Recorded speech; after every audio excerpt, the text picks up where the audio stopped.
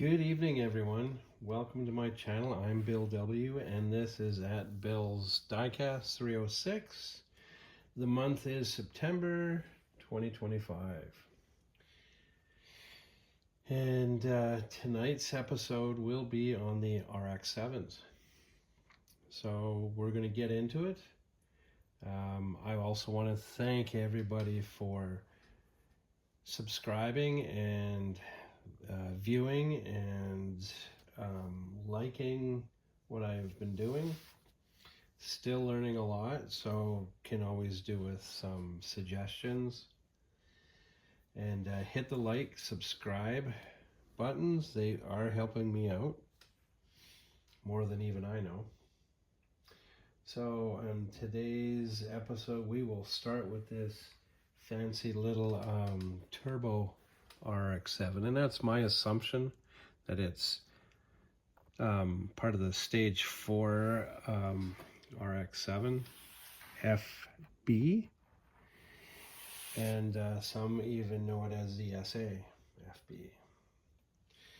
So with these little guys, produced from 78 to 85, that was designed in 76, and 471,000, 18 machines produced, 4 different transmission styles, 4 and 5 speed manuals, 3 and 4 speed automatics. So series 1 was produced 78 to 80. That was your getting into it machine. So yeah, great way to get into it. There was a series 2, 81 to 83, and then you had your 84 to 85, which had some very, very cool machines. And then you got into these guys, which were I'm assuming the turbo RX7s. So, and this has a body kit, fender flares, air dam, rear wing, all that fun fancy stuff. That's why I'm saying it is the RX7 turbo, but it could be just a plain Jane stage 1, 2, or 3 machine. So next we have the FCs. So we have the FCs, very cool machine. That is and would be like this. Now I did a trivia question, grade 12. It was part of a group that I belonged to, and I said what, if I remember, I said there's a brand new Mazda RX7, and what other car sort of resembles this RX7? My answer was the 944 Porsche. So, body style, yes, it's different, but back in the day, in the 80s, it's not like the internet was cruising around and us being able to check things out. Nope, not at all. So so on the FCs, we had 272,027 machines produced from 85 to 92. They also introduced a convertible to this little guy as well. So these are sought after machines in their own rights. But everybody has their favorites, and in this they had many different upgrades, turbo 2s to turbos, 4-piston front brakes. You could even take it with or without the back seats. If you didn't like if you didn't like having passengers, or you didn't like your family members, well, you didn't have to have a back seat in there. So just you know, very, very cool machine. And let's get into a lot of everybody's favorites, which is the FD.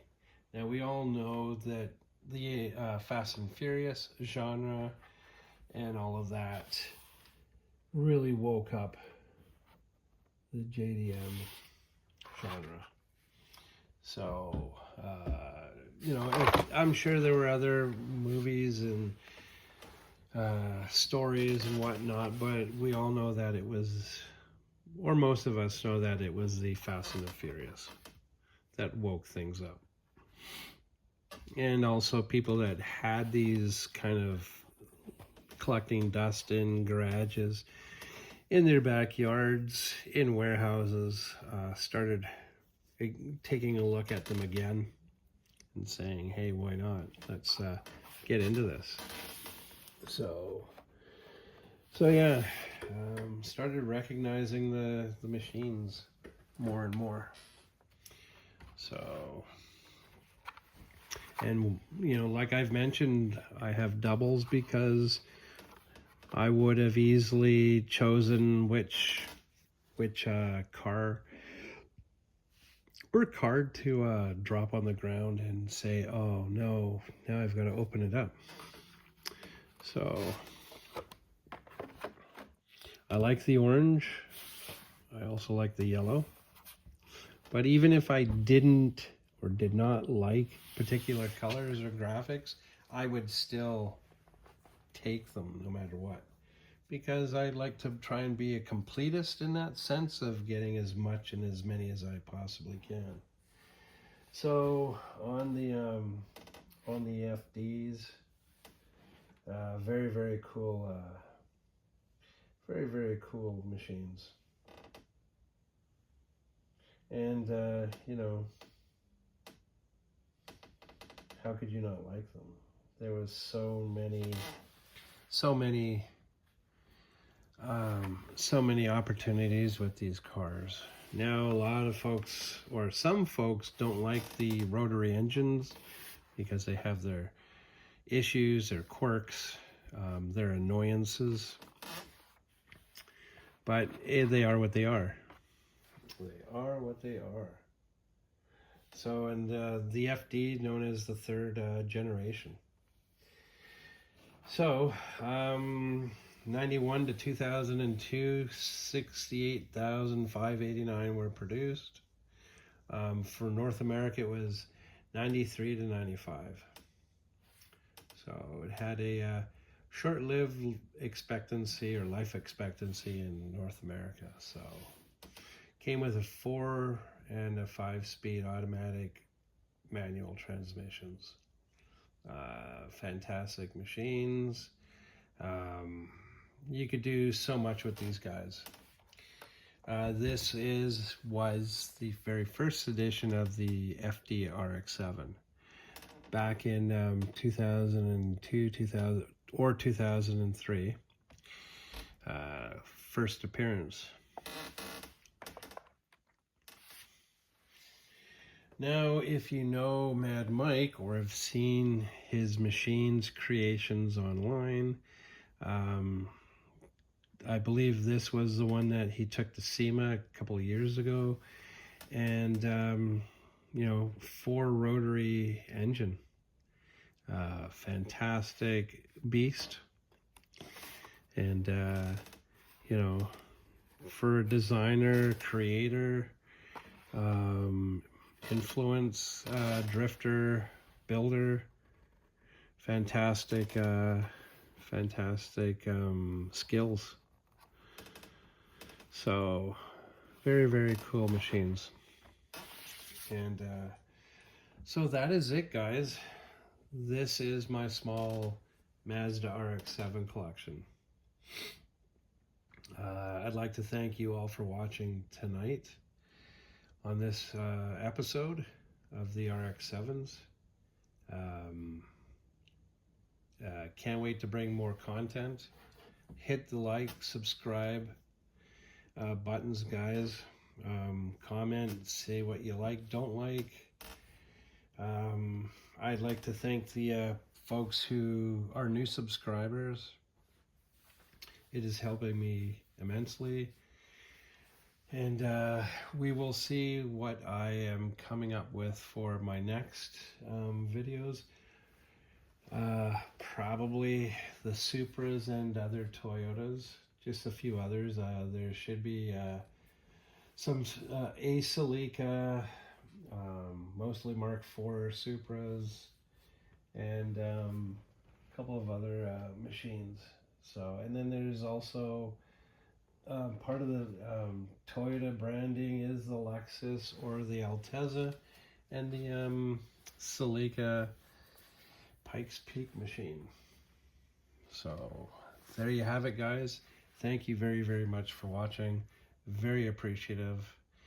These guys will be at the Bill's Diecast store in Regina. And see what else more collectors are looking for that maybe they missed the first time around. What else? No, these were great for in my personal collection for the time they got to hang out. Now I will hopefully be able to grab a 118 FD. Probably an FD over the others, but who knows? If there's an FB or an FC cruising into my collection on the display shelves, then I will grab them if they become available. So thank you very much for watching, guys. Very much appreciative. Have a wonderful night, and see you again on the next episode.